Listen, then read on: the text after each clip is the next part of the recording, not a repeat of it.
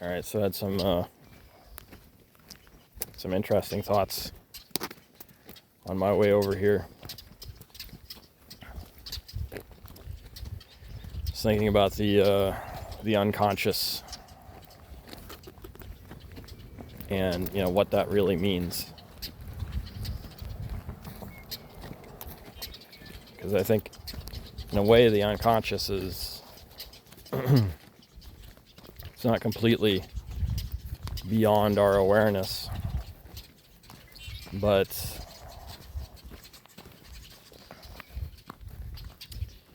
it's like the part of ourselves that we haven't yet found words to describe.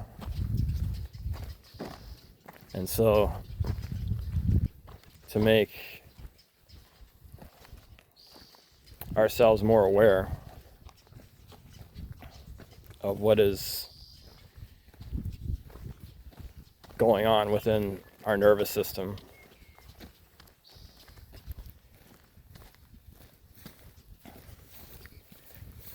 when we find words to describe it, suddenly it sort of captures something that was previously sort of coloring our actions and operating in the background. And I think there's a certain resistance within us to putting certain things into words, because it's almost like a recrimination. Like if we capture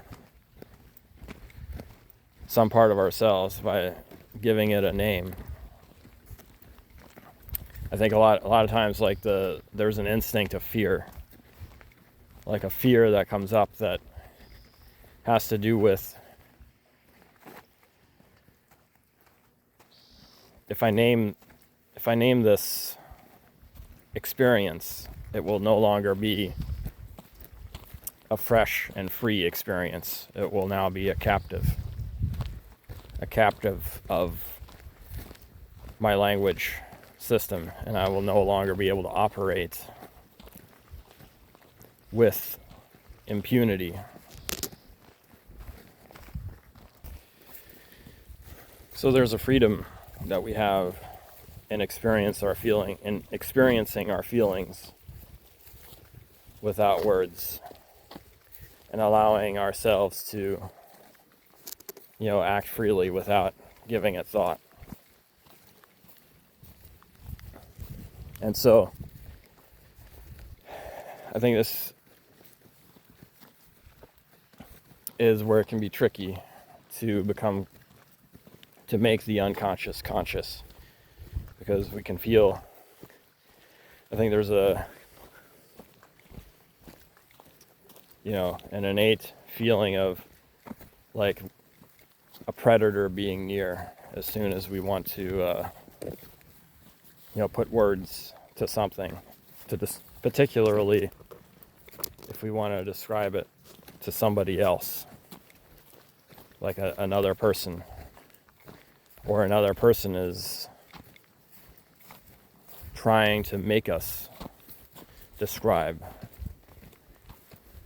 what our internal experiences and what our motivations are, because that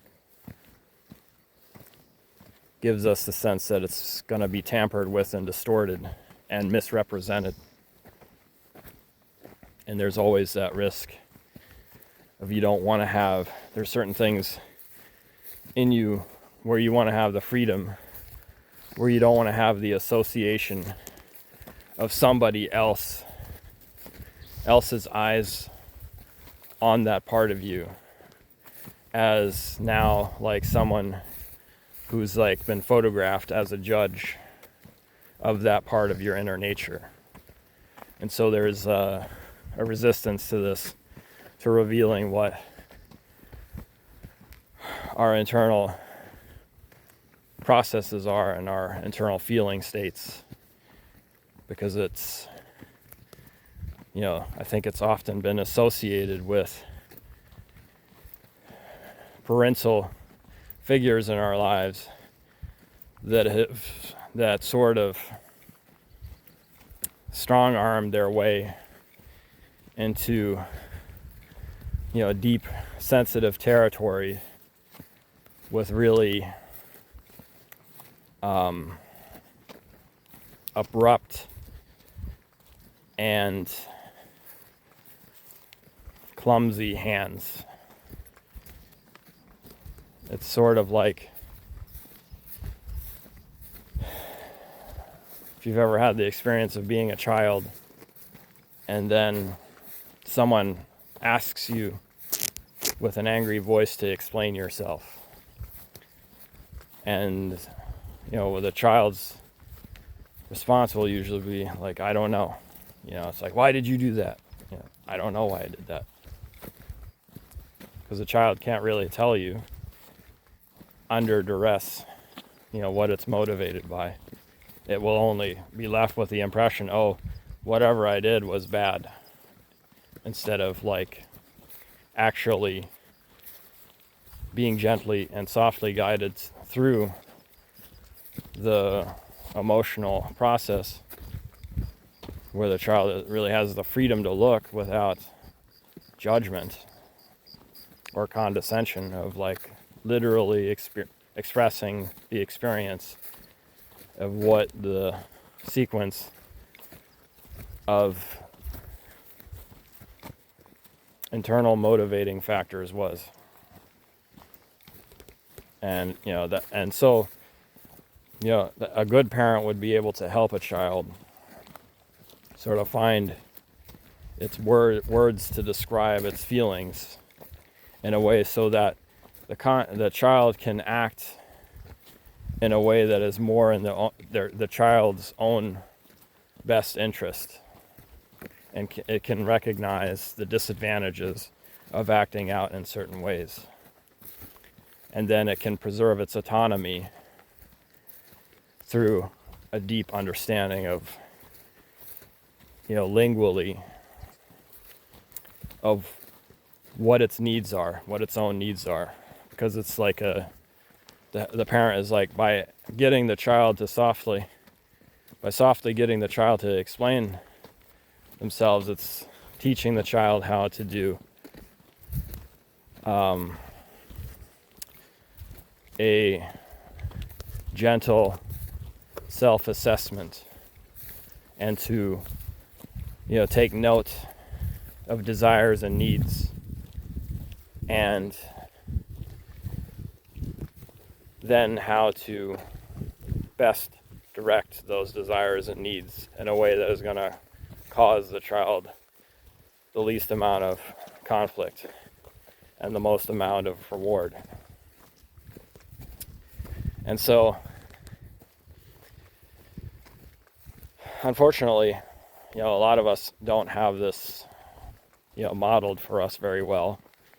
And so the way we treat our own unconscious is kind of like sometimes the way like an angry parent would treat us when we're a child. So the unconscious, is very, synonymous with the inner child. The unconscious is the things inside of us that we were too afraid to name. We dare not say those things because we know we need those things. We know that our emotional survival depends on those things. But if we name those things, then those things will be shamed and they will be taken away from us. And so it is in our best interest, hypothetically speaking, when we're in this state of fear, it feels like it's in our best interest to keep certain things out of focus and away from the verbal part of our mind, because the verbal part of our mind has been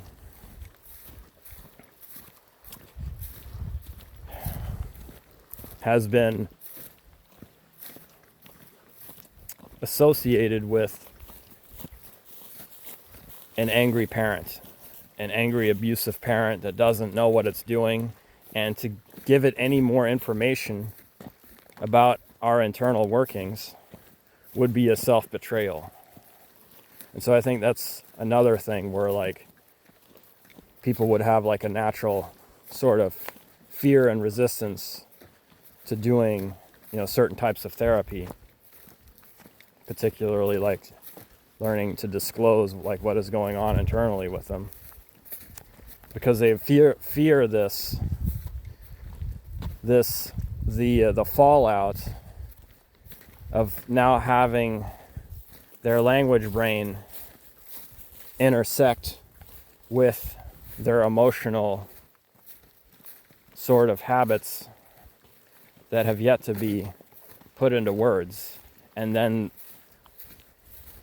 the fallout from them intersecting is now, if I give my brain, my mind, the verbal mind, a clue of what I'm up to, then how am I going to find satisfaction in this world? I have to rely on these things because my needs are already not being met adequately. And the only way I've been able to meet my needs adequately is by leaving certain things unsaid and just moving on impulse on certain things and allowing pressures to rise in me, and then